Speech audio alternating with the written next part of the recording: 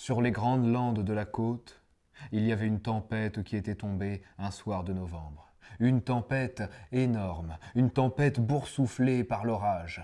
Les nuages tombaient et roulaient sur la terre, et un grand vent qui venait de la mer poussait la tempête vers le fond de la terre, et entre le ciel et la terre, il y avait un interstice, il y avait un petit espace vide où pouvait à peine passer une charrette avec un homme dessus.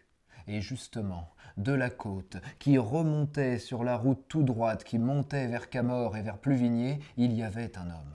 Un homme sur une charrette, et la charrette était tirée par un cheval maigre, vieux et noir. Et le cheval, il lançait ses sabots où il pouvait, où il y voyait encore, entre les flaques et entre les cailloux qui sortaient et qui voulaient lui trancher les pattes.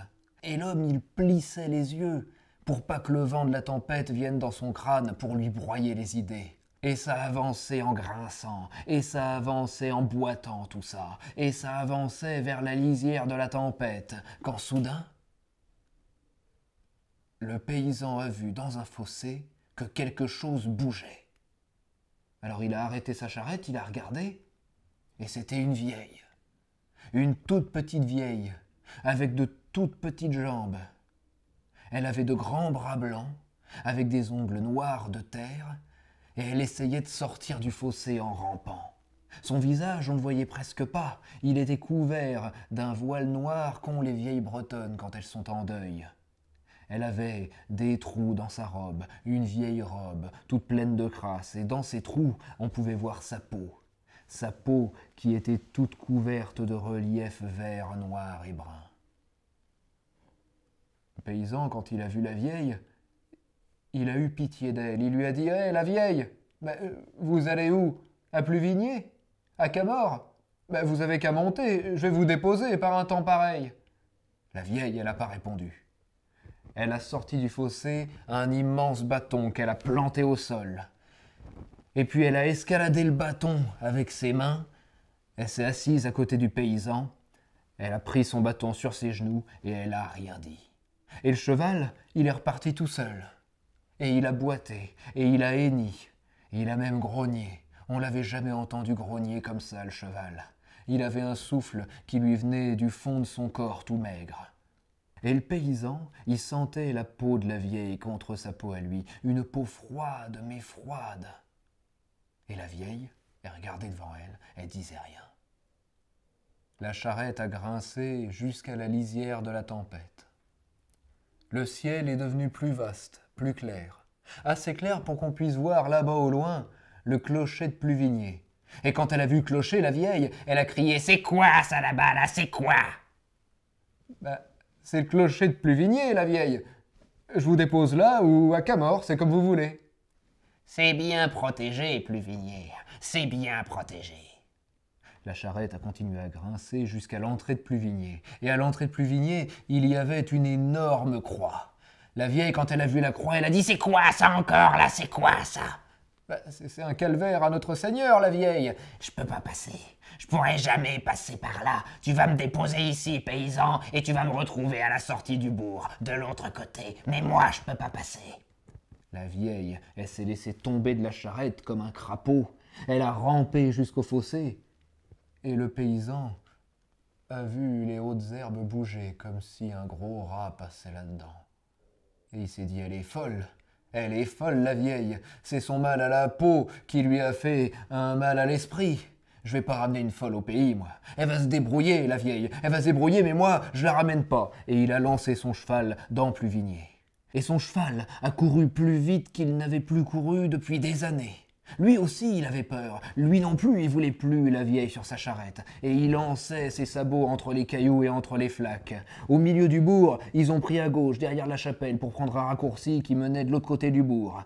Parmi les métairies, ils ont continué à avancer tout droit et vite, vite, vite, vite pour échapper à la vieille. La vieille, elle pourrait jamais, en rampant, avoir contourné le bourg et arriver au milieu de la route. Et pourtant, à la sortie du bourg, au milieu de la route qui mène à Camors, il y avait la vieille qui était debout sur ses toutes petites jambes avec son bâton et qui les attendait.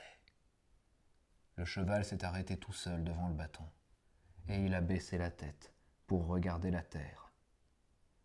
La vieille, elle a planté son bâton près de la charrette, elle a escaladé son bâton et s'est assise à côté du paysan, et elle a dit « À Camor !» Le cheval est reparti tout seul. Le paysan, il osait plus regarder la vieille, il regardait droit devant lui. Il écoutait grincer sa charrette, mais elle grinçait pas comme quand elle avance.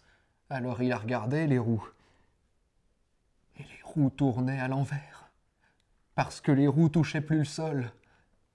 Et le cheval a commencé à baver, à hennir de peur, parce que lui non plus touchait plus le sol. Il lançait ses sabots, il lançait ses jambes, mais il touchait plus la boue, il touchait plus les flaques, il touchait plus les cailloux qui lui écorchaient les sabots. Et derrière la charrette, elle laissait plus trace dans la boue du chemin, et la vieille qui était assise et qui regardait droit devant elle avec son bâton sur les genoux, et le paysan qui sentait le froid de sa peau, le froid de la peau de la vieille. Ça, c'est pas un froid qui vient du ciel, ça, c'est pas un froid qui vient de la terre, ça, c'est un froid qui vient de sous la terre, et qui devait y rester. Ils se sont arrêtés à Camor, près du cimetière. Cette chevauchée-là, il lui avait semblé qu'elle avait duré des saisons entières, mais le soleil était à peine couché. La vieille, elle s'est laissée tomber de la charrette comme un crapaud, et elle a rampé vers le muret du cimetière. Elle l'a escaladé avec ses ongles. Quand elle est arrivée au sommet, elle a pris son bâton et elle l'a planté dans le muret du cimetière. Elle a regardé les tombes et elle a parlé. Elle a dit... Il y a trop peu de tombes ici, paysan. Il n'y a pas assez de morts dans vos paroisses, mais tu verras, paysan, tu verras. C'est la peste que tu as amenée à Camor, paysan. La peste. Regarde, partout où je montre de mon bâton, la peste emportera le peuple. Regarde. Plumelin, Camor, la Chapelle-Neuve. Les prêtres mourront en premier, paysan. Et puis les fossoyeurs, et puis vos femmes, et puis vos filles, et bientôt il vous faudra creuser vous-même vos tombes pour vous y enterrer, et les vers me remercieront, paysans, comme je te remercie de m'avoir amené jusqu'ici. La vieille, elle s'est laissée tomber dans le cimetière, et quand le paysan a couru pour la rattraper, elle n'était plus là. Son cheval est mort dans la nuit. Le lendemain, c'était sa femme qui n'a pas pu se lever. Elle avait de grands reliefs sur la peau, des noirs, des verts, des bruns. On a voulu aller chercher le médecin et puis le curé, mais eux non plus n'arrivaient pas à sortir de chez eux. Et le prêtre est mort en premier. Et puis quand tous les fossoyeurs des paroisses ont été enterrés, il a fallu creuser nous-mêmes nos tombes, pour nos filles, pour nos fils, pour nos femmes, pour nos parents. Les saisons ont passé. 4 saisons ont passé. 1 an plus tard, il restait dans ces paroisses bien peu de peuple. Le paysan, en remerciement de la peste de l'avoir emmené jusqu'ici, et tous les paroissiens de Pluvigné que la croix de la peste avait protégés.